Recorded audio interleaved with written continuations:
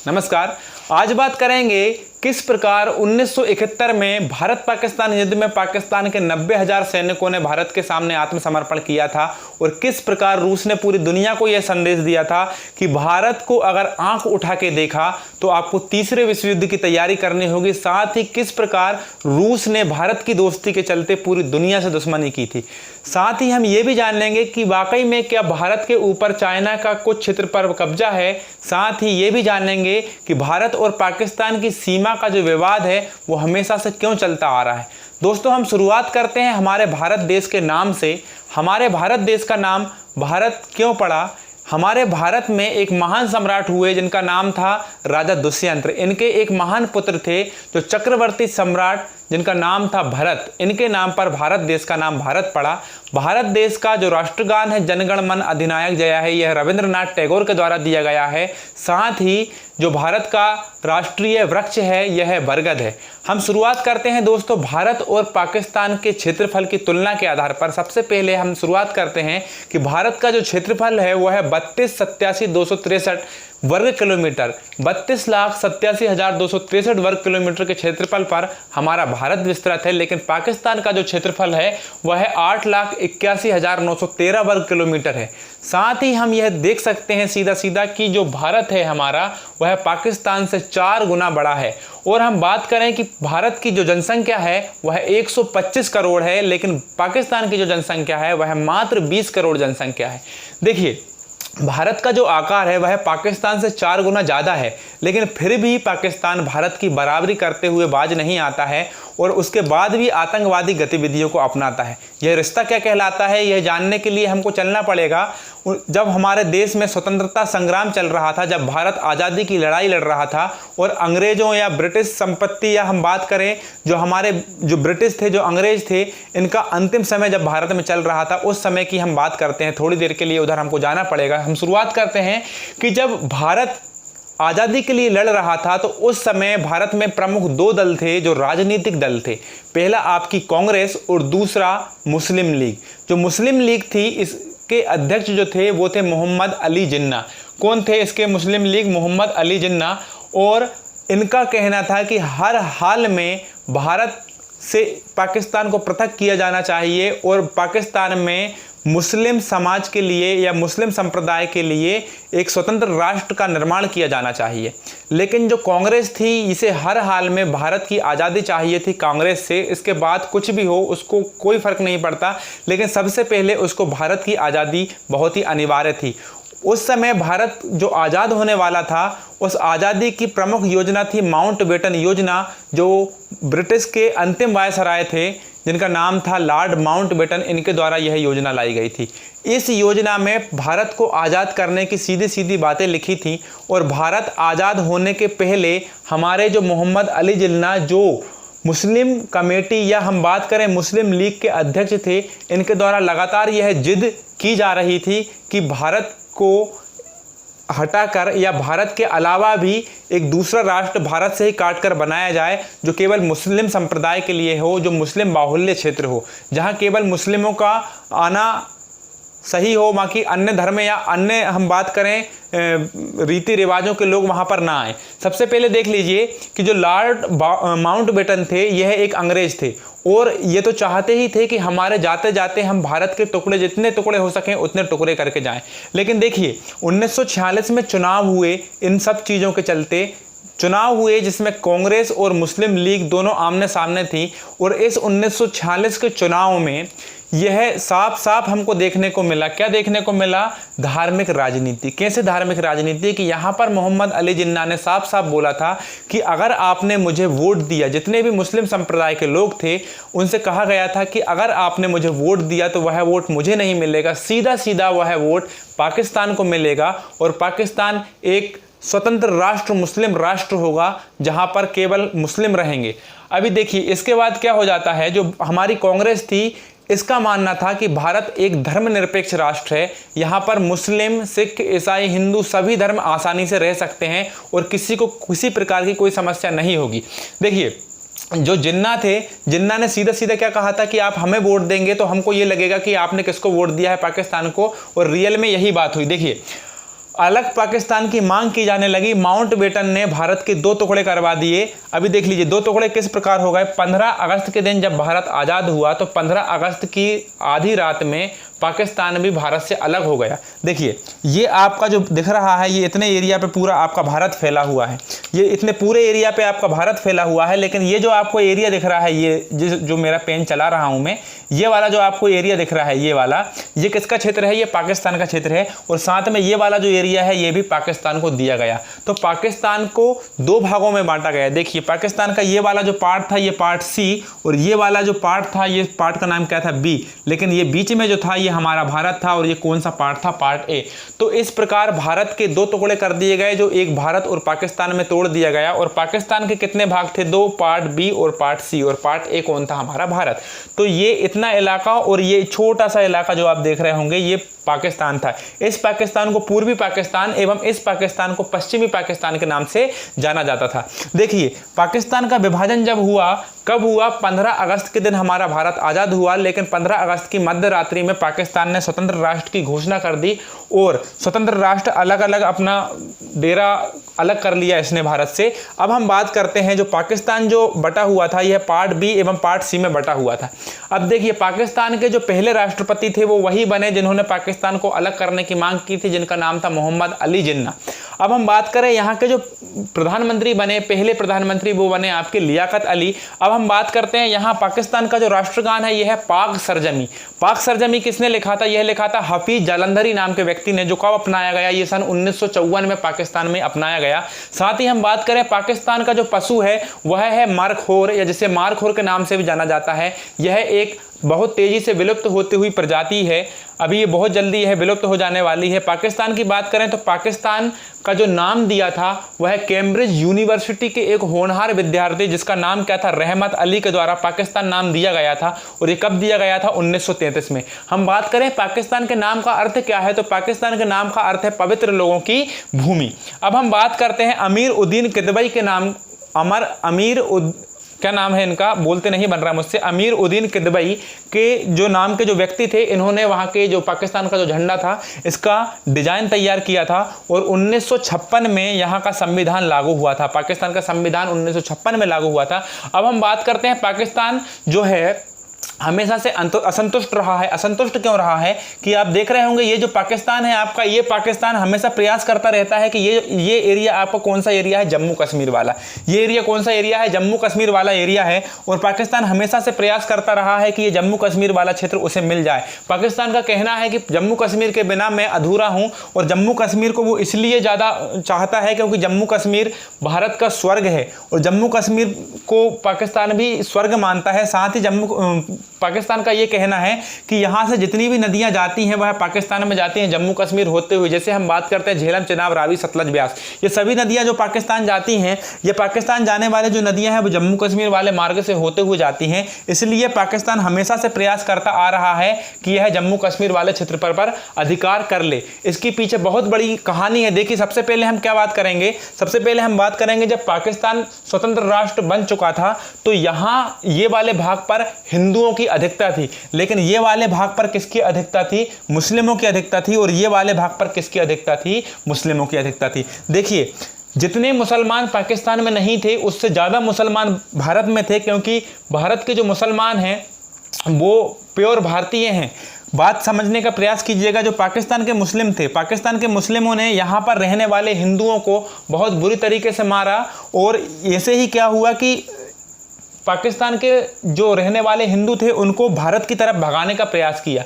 पाकिस्तान के मुसलमानों ने पाकिस्तान के हिंदुओं को भारत भगाने का प्रयास इसलिए किया क्योंकि वहाँ पर रहने वाले जो हिंदू थे उनकी संपत्ति पूरी की पूरी वो हड़पना चाहते थे। और साथ में उनके दिमाग में यह मानसिकता थी कि अगर ये हिंदू यहाँ पर जमे रहे तो इनका धीरे धीरे विस्तार होता जाएगा और हमको फिर अलग राष्ट्र बनाना पड़ेगा। वो ये चाहते थे कि यह राष्ट्र प्योर यह राष्ट्र पूरा मुसलमानों के लिए हो, और यह किसी भी प्रकार से कोई भी धर्म के लिए ना हो। अगर कोई व्यक्ति यहाँ पर रहना चाहता है तो उसको या तो मुस्लिम धर्म अपनाना पड़ेगा या तो उसको मार दिया जाता था। भारत पाकिस्तान के बीच में उस समय बहुत दंगे हुए, और उस समय जो ट्रेनें चलती थी पाकिस्तान और भारत के बीच में पाकिस्तान से आने वाली ट्रेनों में लाश रख के आती थी, लाश से भरी आती थी, और यहाँ से जो ट्रेन जाती थी भारत से पाकिस्तान वो भी लाशों से भरी हुई जाती थी। इतने भयानक भयानक दंगे होते थे।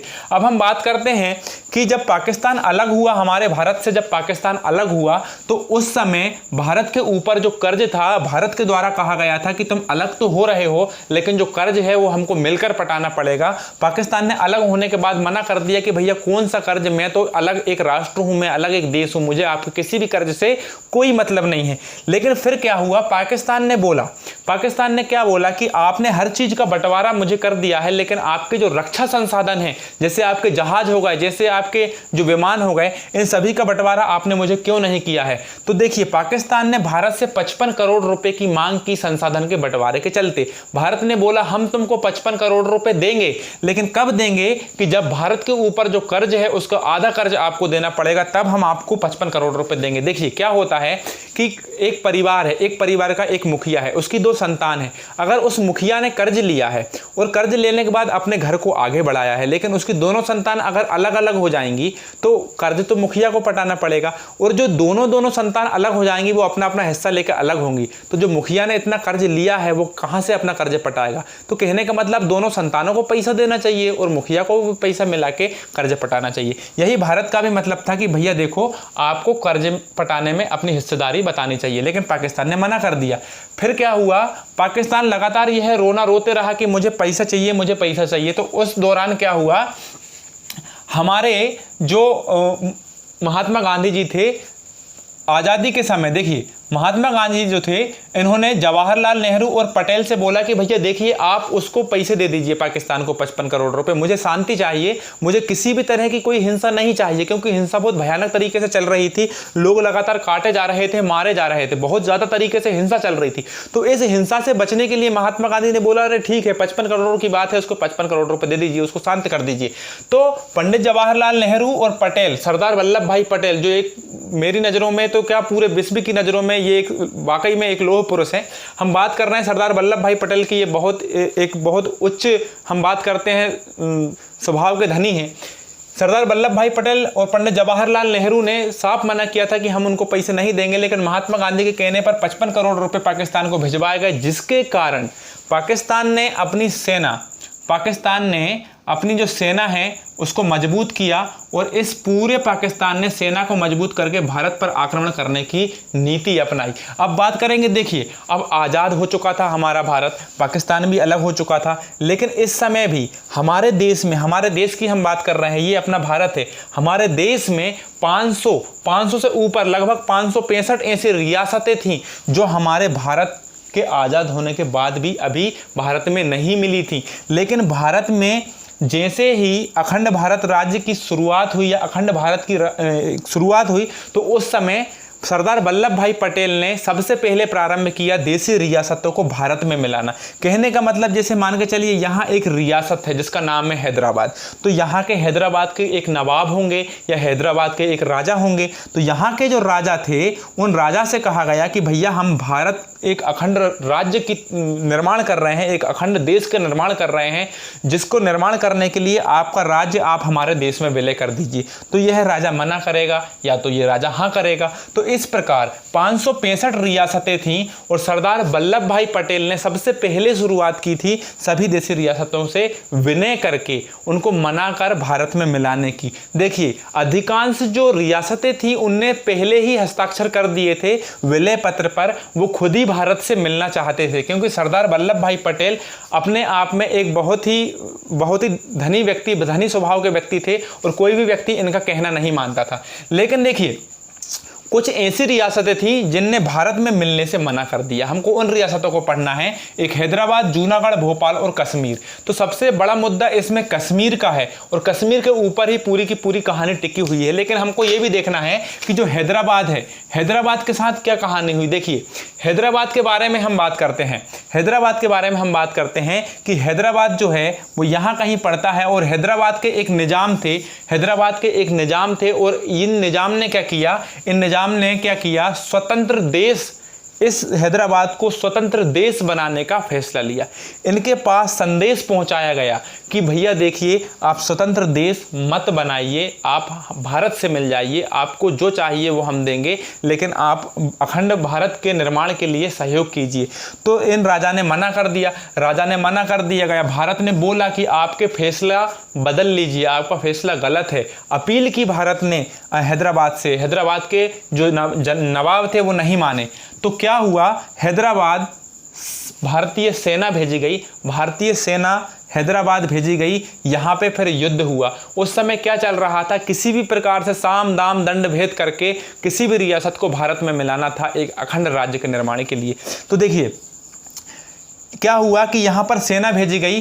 13 सितंबर 1948 को यहाँ पर लड़ाई चालू हुई और 18 सितंबर को लड़ाई क्या हो गई, ख़त्म हो गई। और हैदराबाद जो राज्य था आपका, या हैदराबाद जो रियासत थी, उसने आत्मसमर्पण कर दिया और 18 सितंबर 1948 को हैदराबाद हमारे भारत में मिला लिया गया। साथ ही हम बात करेंगे किसके बारे में, जूनागढ़ के बारे में। तो जूनागढ़ जो आपका रियासत पड़ती है, जूनागढ़ कहाँ पर पड़ती है, गुजरात के इस इलाके में पड़ती है। लेकिन ध्यान से देखिए, इस इलाके में यहाँ से कौन लगा हुआ है, आपका पानी लगा हुआ है, पानी लगा हुआ है यहाँ से। तो जूनागढ़ जो रियासत थी, यहाँ पर सबसे ज़्यादा मात्रा में हिंदू थे, लेकिन यहाँ का जो राजा था वो कौन था, एक मुसलमान। तो मुसलमान का ये मानना था, इस मुसलमान राजा का ये मानना था कि मुझे कहाँ जाना चाहिए, पाकिस्तान जाना चाहिए। लेकिन ये मुसलमान राजा तो पाकिस्तान जाना चाहता था, पाकिस्तान से मिलना चाहता था, लेकिन यहाँ की जो जनता थी वो हिंदू संप्रदाय की ज़्यादा थी। तो उसका ये मन था कि हमें किस में मिलना चाहिए, भारत में मिलना चाहिए। तो यहाँ पर इसने क्या कर दिया, जूनागढ़ के जो नवाब थे वो थे महाबत खान। जूनागढ़ के नवाब थे महाबत खान। 5 सितंबर 1947 को इन्हें ऐलान कर दिया कि भैया पाकिस्तान में कौन विलय कर दिया जाएगा, आपका जूनागढ़ विलय कर दिया जाएगा। सरदार वल्लभ भाई पटेल ने समझाया कि उनने कहा देख भाई, ये तुम जो भी कर रहे हो ये तुम गलत कर रहे हो। लेकिन जूनागढ़ के जो राजा थे महाबत खान ये नहीं माने। तो फिर क्या हुआ, जूनागढ़ में विद्रोह हुआ, बड़ी जोरों से विद्रोह हुआ, वहां की जनता भड़क गई। और इसलिए जो जूनागढ़ के नवाब थे, कौन, महाबत खान, ये कहां भाग गए, डर के, पाकिस्तान। फिर जूनागढ़ में क्या हुआ, जनमत संग्रह करवाया गया। और जनमत संग्रह क्या होता है कि वहां की जितनी भी पॉपुलेशन, जितनी भी वहां की पब्लिक होती है, उसकी इच्छा अनुसार वो जिस राज्य में आना चाहे, जिस देश में आना चाहे, तो जनमत संग्रह जिसे कहते हैं, जनमत संग्रह कराया गया। जनमत संग्रह के द्वारा गुजरात के पास में जो आपका जूनागढ़ नाम का इलाका पड़ता है वह भारत में मिला लिया गया। अब हम बात किसकी करेंगे, भोपाल की। तो भोपाल के एक नवाब थे जिनका नाम था हबीदुल्ला, और हबीदुल्ला नाम के व्यक्ति ने 1948 में स्वतंत्र राष्ट्र की घोषणा कर दी। इनको भी बोला गया भैया देखिए आप ये गलत कर रहे हो। 30 अप्रैल को सेना भेजी और 1 जून को भोपाल को भारत का हिस्सा बना लिया गया। अब हम बात करेंगे गोवा की। तो गोवा देख लीजिए, गुजरात के नीचे देख लीजिए, गुजरात के नीचे क्या आता है, महाराष्ट्र, और महाराष्ट्र के नीचे यहाँ कहीं क्या आता है, आपका गोवा। तो यहाँ पर गोवा पे पुर्तगालियों का अधिकार था। 300 साल से पहले से गोवा पर पुर्तगाली शासन करते हुए आ रहे थे, तो यहाँ पर पुर्तगालियों का अधिकार था। अब यहाँ पर पुर्तगालियों का अधिकार था, पुर्तगालियों से भारत सरकार ने विनय की, हाथ जोड़ के विनय की कि भैया देखिए अब आपने शासन कर लिया, अब आप अपने देश लौट जाइए। पुर्तगालियों ने मना कर दिया। तो पुर्तगालियों ने मना किया तो गोवा के ऊपर 19 दिसंबर 1961 को ऑपरेशन विजय तैयार किया गया। और ऑपरेशन विजय वहां पर क्या किया गया, ऑपरेशन विजय का मतलब कहने का मतलब चलाया गया। तो ऑपरेशन विजय गोवा के ऊपर जब चलाया गया तो दिन कौन सा था, 19 दिसंबर 1961। ऑपरेशन विजय जब गोवा राज्य के, वर्तमान में गोवा एक राज्य है भारत का, यहां पर जब ऑपरेशन विजय चलाया गया तो पुर्तगाली गोवा छोड़कर भाग गए, पुर्तगालियों को गोवा से खदेड़ दिया गया। तो इस प्रकार 19 दिसंबर 1961 को गोवा को भी भारत में मिला लिया गया। गोवा मुक्ति दिवस कब मनाया जाता है, 19 दिसंबर 1961 को, आपको ध्यान रखना है। अब हम बात करेंगे पौंडीचेरी की। तो पौंडीचेरी कहां पड़ता है, यहाँ तमिलनाडु के पास में, यहाँ कहीं तमिलनाडु के पास में आपका पौंडीचेरी पड़ता है। तो इसके बारे में भी सुन लीजिए, नवंबर 1954 में इसको भी भारत में मिला लिया गया। अब लास्ट बचता है आपका एक सिक्किम। तो सिक्किम को 15 मई 1972 को मिलाया गया। और एक चीज आपको ध्यान रखना है कि सिक्किम भारत में मिलने वाला कौन से नंबर का राज्य था, तो यह था आपके 22वें नंबर का राज्य। कौन से नंबर का राज्य था, सिक्किम आपके 22वें नंबर का राज्य था। अब यहां से हम चालू करेंगे भारत और पाकिस्तान के कितने युद्ध हुए और किस प्रकार किस किस देश ने हमको सपोर्ट किया। वीडियो चल रही है कि नहीं, बराबर चल रही है।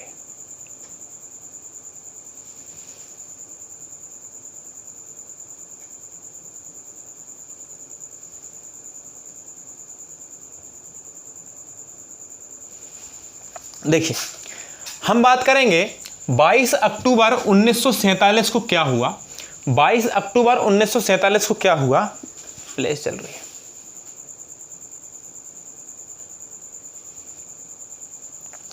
बाईस अक्टूबर 1947 को क्या हुआ कि पाकिस्तान ने क्या किया, कबायलियों के भेष में जम्मू कश्मीर के ऊपर आक्रमण किया। अब देख लीजिए, ये जम्मू कश्मीर किससे लगा हुआ है, ये जम्मू कश्मीर आपके इस पाकिस्तान से लगा हुआ है। तो पाकिस्तान के जो सैनिक थे उनने कबायलियों का वेश धारण किया। अच्छा, पहली चीज तो यह है कि आक्रमण का कारण क्या था, तो आक्रमण का कारण ये था कि ये वाला जो इलाका है यहाँ पर मुस्लिम संप्रदाय ज़्यादा था, मुस्लिम संप्रदाय ज़्यादा था। तो पाकिस्तान का कहना था कि मुस्लिम जनसंख्या ज़्यादा है तो आपको हमें मिलना चाहिए, आप भारत से मत मिलिए। तो जम्मू कश्मीर के जो राजा थे हरि सिंह, ये एक हिंदू राजा थे और वहाँ की प्रजा कैसी थी, मुस्लिम वहाँ की क्या थी, प्रजा थी। तो हिंदू राजा थे, मुस्लिम क्या थी, प्रजा। अब हरि सिंह ये कहते हैं कि अगर मैं पाकिस्तान से मिल गया तो मैं तो हिंदू हूँ, मैं मारा जाऊँगा, प्रजा भले मुसलमान है, प्रजा बच जाएगी लेकिन मैं मारा जाऊंगा। लेकिन उनका कहना यह था कि अगर मैं भारत से मिला तो भी मेरे हाथ से मेरा राज्य छिन जाएगा। तो हरि सिंह ये चाहते थे कि मैं स्वतंत्र राज्य जैसा मेरा चल रहा है वैसा ही राज्य चलाऊंगा, मुझे किसी से नहीं मिलना। तो क्या हुआ, हरि सिंह ये चाहते थे। अभी क्या होता है कि 22 अक्टूबर 1947 में पाकिस्तान डायरेक्ट अटैक करता है हरि सिंह के राज्य के ऊपर, जम्मू कश्मीर के ऊपर।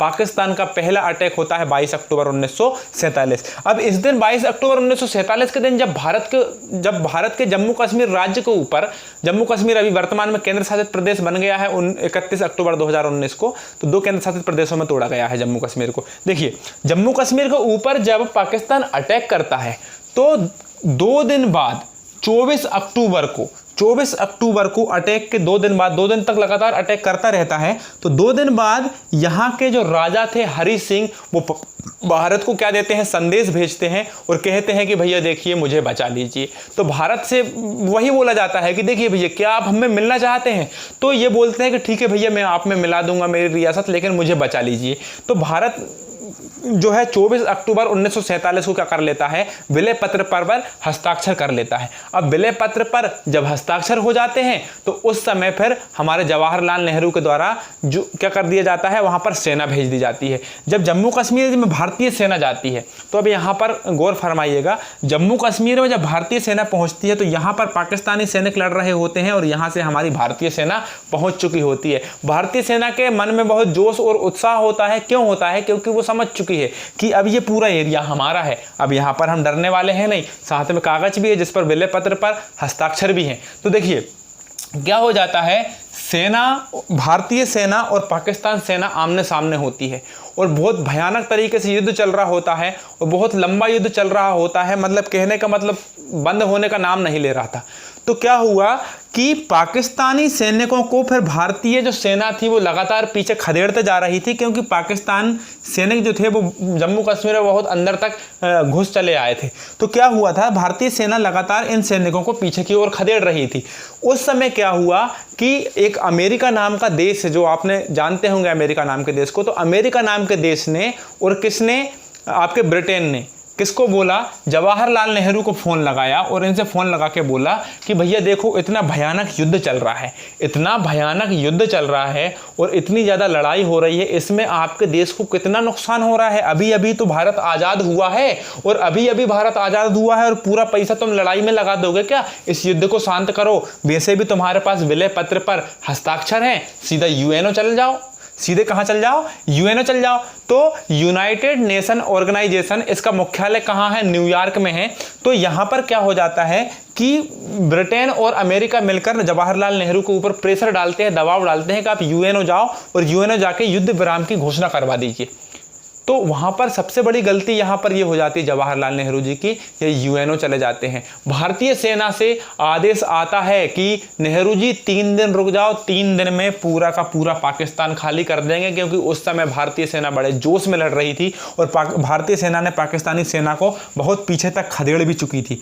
देखिए आपको ध्यान से समझना है, अब देखिए यहाँ से भारतीय सेना लगातार पाकिस्तानी को पीछे खदेड़ रही थी, लेकिन नेहरू जी को धीरज नहीं थी। नेहरू जी पहुंच गए यूएनओ। अभी जब जवाहरलाल नेहरू जी जब यूएनओ पहुंच गए तो वहां पर क्या हुआ, उन्होंने आदेश दे दिया कि भैया युद्ध विराम कर दिया जाए। जैसा युद्ध, अभी बहुत डीपली मैं आपको नहीं पढ़ा रहा हूं क्योंकि इतनी ज़्यादा आवश्यकता हमें है नहीं, हम बहुत बड़े लेवल की तैयारी नहीं कर रहे हैं, इसलिए हमको नॉर्मल चीज़ें पता होनी चाहिए, लेकिन ये भी बहुत अच्छी चीज़ें हैं।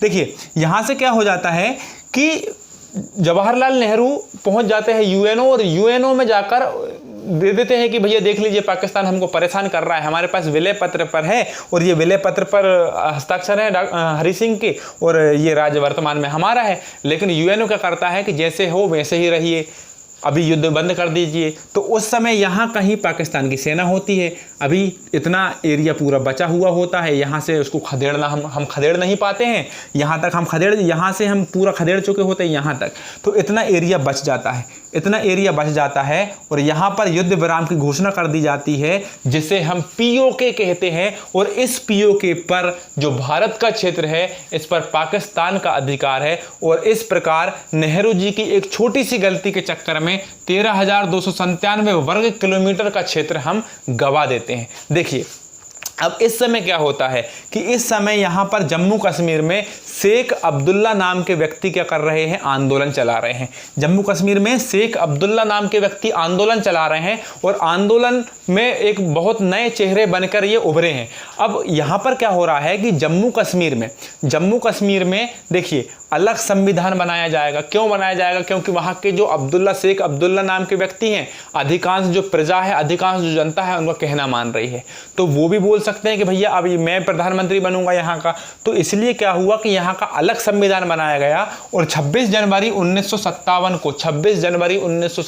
को जम्मू कश्मीर का जो है संविधान लागू कर दिया। और देखिए इस संविधान में क्या दिया गया, सीधा सीधा कि इस राज्य का जो मुखिया होगा वो राज्यपाल होगा। साथ में एक बात याद रखिए, अभी हम इसका नाम क्या देख रहे हैं, राज्य, जम्मू कश्मीर राज्य। लेकिन 31 अक्टूबर 2019 से यह राज्य नहीं रहा, यह दो भागों में बट गया है। इस तरफ वाला क्या है आपका लेह और इस तरफ वाला क्या है आपका जम्मू कश्मीर। और यहाँ पर क्या है आपका पाक अधिकृत कश्मीर। पाक अधिकृत कश्मीर जो है वो 13,297 वर्ग किलोमीटर पर फैला है, जिस पर किसका अधिकार है वर्तमान में, पाकिस्तान पर। पाकिस्तान ने इस पर कब्जा करके रखा है। अब देखिए अलग संविधान बन गया है, 26 जनवरी 1957 को लागू भी कर दिया गया है। देखिए 1959 में अब यहां से हम पाकिस्तान से जैसे तैसे निपटे, युद्ध विराम की घोषणा हो गई, पाकिस्तान से जैसे तैसे हम निपट चुके हैं। अब देखिए यहाँ पर जैसे तैसे पाकिस्तान से हम निपट चुके हैं, तो अभी यहाँ पर एक नई कहानी जन्म लेती है। कहानी कैसे जन्म लेती है कि चाइना क्या करता है। 1959 में चाइना क्या करता है, एक दमनकारी नीति अपनाता है। और ये एक देश हुआ करता था जिसे हम क्या बोलेंगे, तिब्बत। इसे हम क्या बोलेंगे, तिब्बत के नाम से जानते हैं। तो इस तिब्बत पर क्या करता है, चाइना अटैक करता है। अब चाइना जब तिब्बत पर अटैक करता है तो तिब्बत का एक राजा होता है जिसका नाम होता है दलाई लामा। तो वो दलाई लामा नाम का जो व्यक्ति होता है वो तिब्बत छोड़कर कहाँ भाग जाता है, भारत में आ जाता है। अब भारत में तिब्बत छोड़ के आ जाता है दलाई लामा नाम का व्यक्ति, आ गया भारत छोड़ के। अब यहाँ पर आकर वो क्या हो जाता है, छुप जाता है। अब जब यहाँ पर आकर दलाई लामा नाम का व्यक्ति छुप जाता है तो चाइना कहता है, यहाँ पर चाइना कहाँ है, ये एरिया पर कौन फैला हुआ है, चाइना। ये एरिया पर कौन फैला हुआ है, चाइना। तो चाइना के नीचे तिब्बत और तिब्बत के नीचे भारत। तो चाइना कहता है भारत से कि देखो भैया तुम्हारी दुश्मनी नहीं है ना मुझसे, तुम मेरे जो दुश्मन है उसको मत छुपाओ, उसको छोड़ दो, दलाई लामा को छोड़ दो। भारत के जो प्रधानमंत्री होते हैं जवाहरलाल नेहरू, वो कहते हैं देखिए भैया कोई भारत में आया है शरण लेने के लिए तो हम भी वो हैं जो मर जाएंगे, लेकिन उसको हम शरण जरूर देंगे। तो चाइना को इस बात से गुस्सा आ जाती है और चाइना क्या कर देता है, देखिए चीन नाराज हो जाता है और 21 नवंबर 1962 को चाइना भारत पर अटैक करता है। भारत की खुफिया एजेंसियों को मालूम होता है कि चाइना अटैक करने वाला है, लेकिन खुफिया एजेंसी तैयारी नहीं करती है, क्योंकि हमारे पंडित जवाहरलाल नेहरू जो थे वो उदासीन थे। उन्होंने कहा चाइना अटैक कैसे कर देगा, चाइना मेरा दोस्त है, चाइना से अच्छे खासे संबंध हो चुके थे उस समय। लेकिन चाइना ने अटैक किया। चाइना कभी किसी का नहीं होता। चाइना भारत पर आक्रमण करता है और लद्दाख पर कब्जा कर लेता है। किस पर कब्जा कर लेता है? लद्दाख पर कब्जा कर लेता है। देखिए इतने एरिया को कौन ने ले गया? पाकिस्तान को। और इतने एरिया को कौन ने ले गया? ये चाइना ने ले गया। यहाँ पर एक बॉर्डर है, देखिए ये चाइना लगा हुआ है, चीन दिख रहा होगा। यहाँ पर एक बॉर्डर है जिसको हम LAC बोलते हैं, लाइन ऑफ एक्चुअल कंट्रोल। तो लाइन ऑफ एक्चुअल कंट्रोल जो है वो भारत चीन सीमा के बीच में खींची गई है। और यहाँ ये वाले इलाके पर किसका अधिकार है? चाइना का अधिकार है। और चाइना यहाँ से पीछे हटने का नाम नहीं ले रहा है। चाइना पंडित जवाहरलाल नेहरू की छोटी सी गलती ने चाइना के कारण हमारे देश का एक अभिन्न अंग, एक अभिन्न हिस्सा गंवा दिया जो लद्दाख में आता था। ठीक है, अब इसकी हम बात करें तो यहाँ पर भी जब युद्ध हुआ, जब चाइना ने अटैक किया था, तो उस समय भारत के बहुत सारे सैनिक मारे गए। लगभग 3,500 से ज़्यादा सैनिक यहाँ पर बंदी बनाकर चाइना भेज दिए गए। और लगभग 2,800 3,000 के आसपास सैनिकों का तो पता ही नहीं चला वो बेचारे कहाँ गए। देखिए अभी यहाँ पर क्या हो जाता है, यहाँ पर जब चाइना अटैक करता है, ये एरिया पर जब चाइना अटैक करता है तो यहाँ पर मात्र भारतीय जवान होते हैं 12,000। और जब चाइना की सेना यहाँ पर आती है तो उसकी संख्या कितनी होती है? 80,000। 80,000 सैनिकों से 12,000 भारतीय जवान लड़े थे। तो आप सोच लीजिए, जिसके बाद भी बहुत भारी तादाद में भारतीय वीर जवानों ने चाइना के सैनिकों को आघात पहुंचाया था। अभी देखिए सदमा लग जाता है जवाहरलाल नेहरू जी को और 1964 में उनकी क्या हो जाती है? डेथ हो जाती है।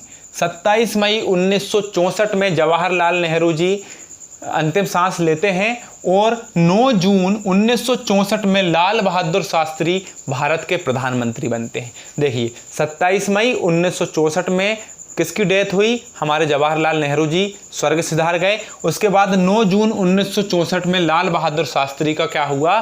प्रधानमंत्री की गद्दी पर ये बैठे। जब ये प्रधानमंत्री की गद्दी पर बैठे तो पाकिस्तान ने ये सोचा, अभी देखो अभी पाकिस्तान फिर आ रहा है। देखिए पाकिस्तान ने क्या सोचा कि पाकिस्तान ने सोचा कि देखो भैया अभी भारत जो है वो बड़ा कमज़ोर है, भारत जो है वो बड़ा कमज़ोर है, तो इस पर अब अटैक करना चाहिए। अब पाकिस्तान क्या करता है? बात आती है 1965 की।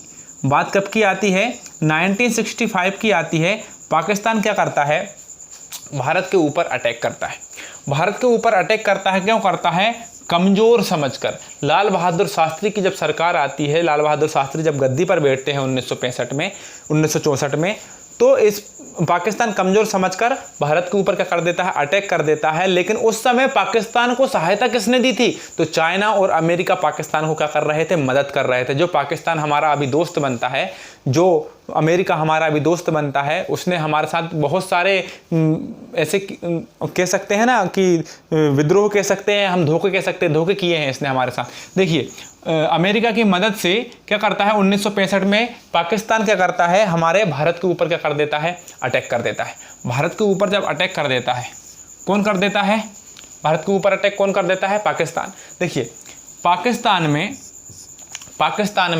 अत्याधुनिक तोप, अत्याधुनिक हथियार और बड़ी सेना लेकर पाकिस्तान क्या करता है? भारत के ऊपर अटैक करता है। तो भारत की जो खुफिया एजेंसी हैं और भारत की जो सेना है वो एकदम अचरज में पड़ जाती है कि भैया ये क्या हो गया, अब इसको क्या हो गया। और यह अटैक करता है कितनी जगह से? 2 जगह से। एक तो जम्मू कश्मीर में अटैक करता है और एक कहाँ अटैक करता है? गुजरात से अटैक करता है। 2 जगह से यह अटैक करता है। बड़ा भयानक दृश्य होता है। देखिए भारतीय सेना और खुफिया एजेंसी सब अचरज में पड़ जाती है और हमला होता है तड़के 3:30 बजे, दिन के 3:30 बजे ये हमला करता है। और देखिए जब हमला होता है तो उस समय हमारे थल सेना अध्यक्ष होते हैं जनरल JN चौधरी।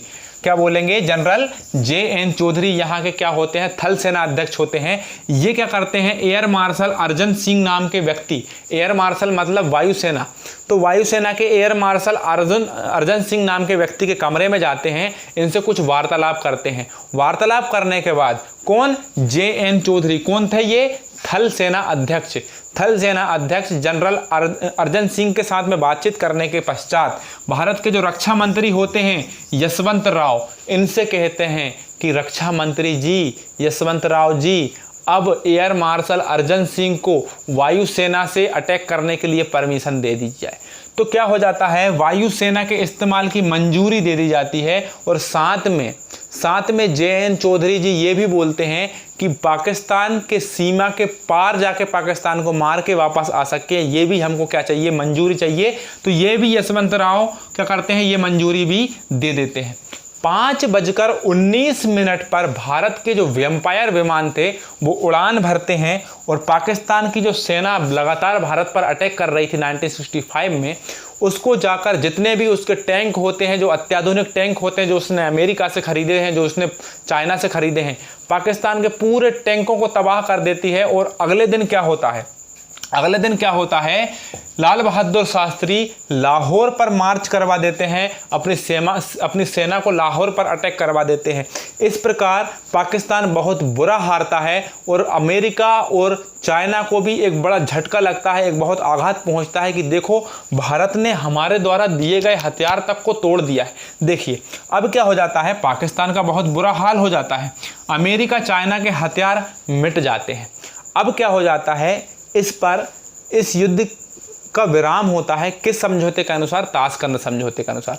जो ताशकंद समझौता हुआ था वो सोवियत संघ, जो एक रूस, वर्तमान में जिसे हम रूस बोलते हैं, रूस में आने वाला एक राज्य था ताशकंद, वर्तमान में एक देश है।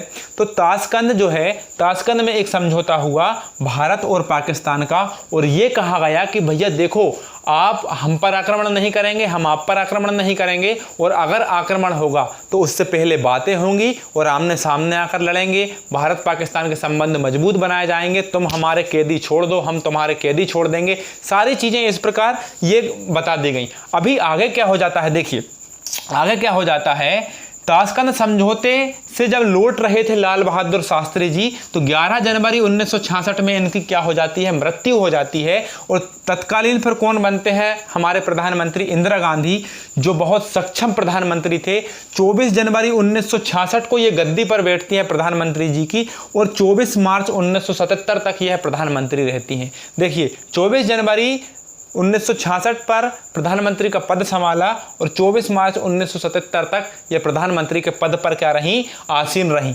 अभी देखिए क्या होता है इधर पाकिस्तान में 1970 में क्या होता है, अभी संबंध अच्छे हो चुके हैं, समझौता हो चुका है, लेकिन अब क्या हो जाएगा, पाकिस्तान में चुनाव होता है। पाकिस्तान में चुनाव होता है और पाकिस्तान का एक ये वाला हिस्सा जो वर्तमान में किस नाम से जानते हैं, हम बांग्लादेश के नाम से जानते हैं, अब वर्तमान में एक अलग राष्ट्र बन चुका है, लेकिन उस समय पाकिस्तान का हिस्सा हुआ करता था। तो ये पाकिस्तान का ये वाला हिस्सा और इस हिस्से की जो सेना होती थी वो इस हिस्से के ऊपर बड़ा क्रूर तरीके से क्या करती थी, दबाव डालती थी और उनको परेशान करती थी। उनकी महिलाओं के साथ भी मतलब बुरी बुरी हरकतें करते थे, वहाँ के लोगों को गोली मार देते थे, कई तरह की हरकतें होती थी, बहुत ही ज़्यादा जुल्म और सितम हो रहा था इस हिस्से के ऊपर। तो इस हिस्से के अंदर एक नया चेहरा, एक नेता जिनका नाम था मुजीबुर रहमान, और इन मुजीबुर रहमान नाम के व्यक्ति को बांग्लादेश का उद्धारक या बांग्लादेश का निर्माता कहते हैं। तो मुजीबुर रहमान नाम के व्यक्ति ने इस इलाके में अपनी एक अच्छी पहचान बनाई, और 1970 में जब चुनाव हुए तो पाकिस्तान से एक व्यक्ति खड़ा हुआ, और इस व्यक्ति का नाम क्या था, जुल्फिकार भुट्टो। तो जुल्फिकार भुट्टो नाम के व्यक्ति और शेख मुजीबर नाम के व्यक्ति दोनों के बीच में चुनाव होता है, और जीत कौन जाते हैं, शेख मुजीबुर रहमान, जो कौन से इलाके में आते हैं, पूर्वी पाकिस्तान में, ये जीत जाते हैं। तो इतना बड़ा जो एरिया था, ये पूरा एरिया कहता है कि देखो यार ये वाला हिस्से का इंसान जीत गया और हम हार गए। तो अब क्या हो जाता है, ये जो व्यक्ति थे जिनका नाम क्या था, जुल्फिकार भुट्टो, जुल्फिकार भुट्टो नाम के व्यक्ति शेख मुजीबुर रहमान को गिरफ्तार करवा देते हैं। गिरफ्तार करवाने के बाद वहाँ की जो प्रजा होती है उसके ऊपर क्या करते हैं, दमनकारी नीति अपनाते हैं। अब अभी यहाँ पर क्या हो जाएगा, शेख मुजीबुर रहमान जाते जाते जनता को पूरी सच्चाई बताकर जाते हैं कि मेरे साथ धोखा हुआ है और ये आपको नहीं छोड़ेंगे और हम कभी भी अपना स्वतंत्र राष्ट्र नहीं बना सकते हैं। तो वहाँ की जनता क्या कर देती है, विद्रोह कर देती है। और यहाँ की जनता जब विद्रोह करती है तो विद्रोह को दबाने के लिए कौन आएगी, सेना आएगी। तो यहाँ की सेना जाती है कहाँ पर, बांग्लादेश। और बांग्लादेश में जो भी विद्रोह करता है, सॉरी बांग्लादेश बोल रहे हैं, अभी बांग्लादेश नहीं बना है, कहाँ जाती है, पूर्वी पाकिस्तान। तो पूर्वी पाकिस्तान में जाकर पश्चिमी पाकिस्तान की सेना क्या करती है, बंदूकें चला देती है, गोली चला देती है और कई सारे लोगों की जान ले लेती है। अभी क्या हो जाएगा, अभी क्या हो जाएगा कि ये पूरे के पूरे जो लोग जिन पर जुल्म सितम हो रहा है, ये पूरे लोग कहाँ भाग कर आएंगे? हमारे भारत में भाग कर आएंगे। जब ये भारत में भाग कर आएंगे तो भारत बोलेगा अरे यार अब तो बड़ी समस्या हो गई, अब इन लोगों की भी सुनना पड़ेगा।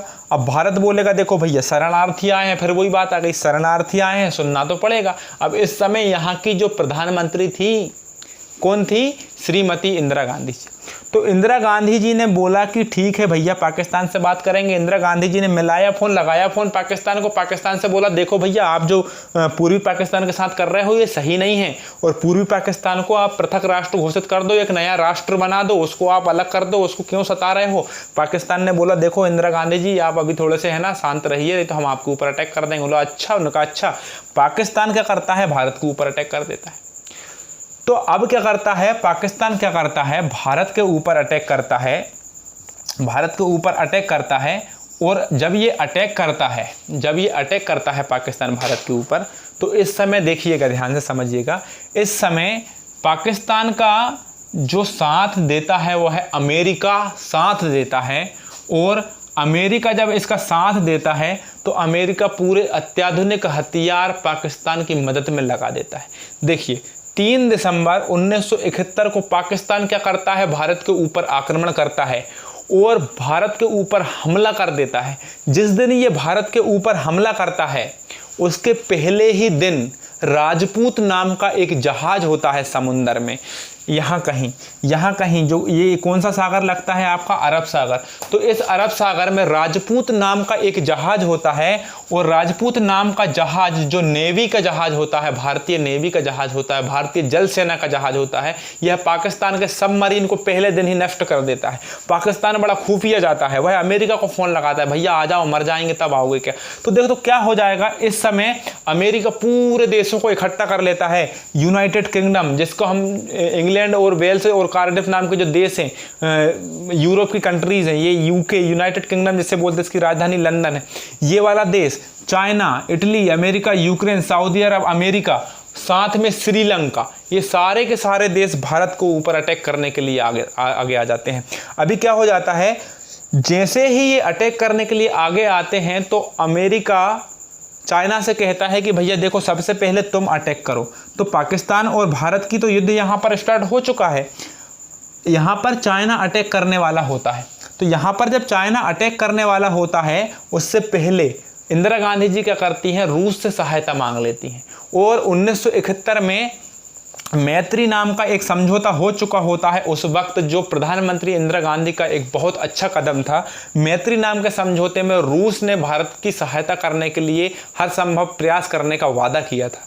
तो मैत्री नाम के जो समझौता हुआ था उसमें रूस से मदद मांगी गई, लेकिन भारतीयों को विश्वास नहीं था कि अब रूस हमको बचाने आएगा, क्योंकि इतने सारे महाशक्तियां जब भारत के ऊपर अटैक करने के लिए आ रही हैं तो कौन देश अपना मरना चाहेगा। देखिए लेकिन रूस क्या करता है, समझिए बात को, रूस क्या करता है, सबसे पहले क्या करता है, ये चाइना मैंने बताया आपको चाइना यही है, तो चाइना से कहता है भैया देख तुम पीछे हट जाओ, अगर तुम आगे आओगे तो फिर तुमको मैं उड़ा दूंगा, क्योंकि मैं कहाँ बैठा हूँ, तुम्हारे ऊपर बैठा हूँ। चीन के जस्ट ऊपर कौन बैठा है? रूस, लेकिन उसके बीच में छोटा सा एक देश पड़ता है मंगोलिया, लेकिन चीन के जस्ट ऊपर रूस बैठा है। रूस यहाँ से अटैक कर सकता था, इसलिए चाइना ने डर के मारे पीछे हट गया, और चाइना ने क्या नहीं दिया, चाइना ने पाकिस्तान का साथ नहीं दिया, इसलिए चाइना पीछे हट गया। अब बारी थी किसकी? पाकिस्तान की। अब बारी थी इटली की। तो सबसे पहले क्या हुआ, इटली का एक जहाज था, यूनाइटेड किंगडम का एक जहाज था ईगल। तो इस समय क्या होता है कि अमेरिका का एक सबसे खतरनाक जहाज जिसका नाम क्या था, सेवन ट्रूप नाम का ये जहाज था। ये इतने आधुनिक हथियारों से लैस था, इतनी बड़ी बड़ी मिसाइलें और परमाणु हथियार लेकर ये भारत की तरफ बढ़कर आ गया था, हिंद महासागर में इतने नज़दीक आ गया था कि अगर रूस हमारी हेल्प करने के लिए नहीं आता तो शायद ही आज हमारा भारत देश होता। देखिए अमेरिका बिल्कुल नज़दीक आ चुका था भारत के, लेकिन भारतीयों ने भी सोच लिया था कि भले कोई मदद करे चाहे नहीं करे, हम लड़ेंगे और हम आखिरी दम तक लड़ेंगे। उस समय क्या हुआ था, भारतीयों ने समुंदर में किसको उतारा था, हमारा एक जहाज था विक्रांत को सेवन ट्रूप के सामने उतार दिया गया था। और विक्रांत भी सक्षम था, लेकिन वह इतना ज़्यादा आधुनिक नहीं था जितना सेवन ट्रूप अमेरिका का जहाज था। लेकिन लड़ाई होने से पहले ही क्या होता है, रूस का न्यूक्लियर सबमरीन आता है। न्यूक्लियर सबमरीन का मतलब समझिए परमाणु सबमरीन था। परमाणु सबमरीन कहने का मतलब यह इतना ज़्यादा आधुनिक और इतना ज़्यादा शक्तिशाली था कि एक ही बार में सभी देशों के जहाज़ों को डुबाने की क्षमता रखता था। देखिए रूस सीधा सीधा किसको बोलता है, इटली को बोलता है कि आप अपने घर चले जाइए, और सऊदी अरब देखकर ही भाग जाता है। यूक्रेन ये सारे जितने भी देश थे छोटे छोटे, ये भी तुरंत रूस का जहाज़ देखकर वापस हो जाते हैं। रूस ऐलान करता है, अमेरिका को ये कहता है कि देखिए अगर गलती से आपने भारत के ऊपर आंख उठा के देख लिया तो तीसरा विश्व युद्ध होगा। मैं भारत को सुरक्षित करने का वचन दे चुका हूं। अभी देखिए, अभी अमेरिका पीछे नहीं हट रहा होता है। अमेरिका के 7 ट्रूप जहाज के सामने क्या होता है, न्यूक्लियर सबमरीन आके जहाज सीधा खड़ा हो जाता है। और जो यूनाइटेड किंगडम की जो क्या होती है, यूनाइटेड किंगडम की जो जहाज होती है ईगल, इसको चारों तरफ से रूस की पनडुब्बियां घेर लेती हैं, और इस कारण यूनाइटेड किंगडम को भी पीछे हटना पड़ता है, और इसी कारण अमेरिका को भी अकेला पड़ जाता है अमेरिका, इसलिए अमेरिका को भी पीछे हट जाना पड़ता है। तो इस प्रकार क्या होता है कि सारे देश पाकिस्तान की मदद से पीछे हट जाते हैं, और रूस हमारी हेल्प करके चला जाता है। अब बचता है पाकिस्तान। तो पाकिस्तान को हम इतना बुरा मारते हैं कि पाकिस्तान के 90,000 सैनिक हमारे सामने सरेंडर करते हैं, नतमस्तक हो जाते हैं। 16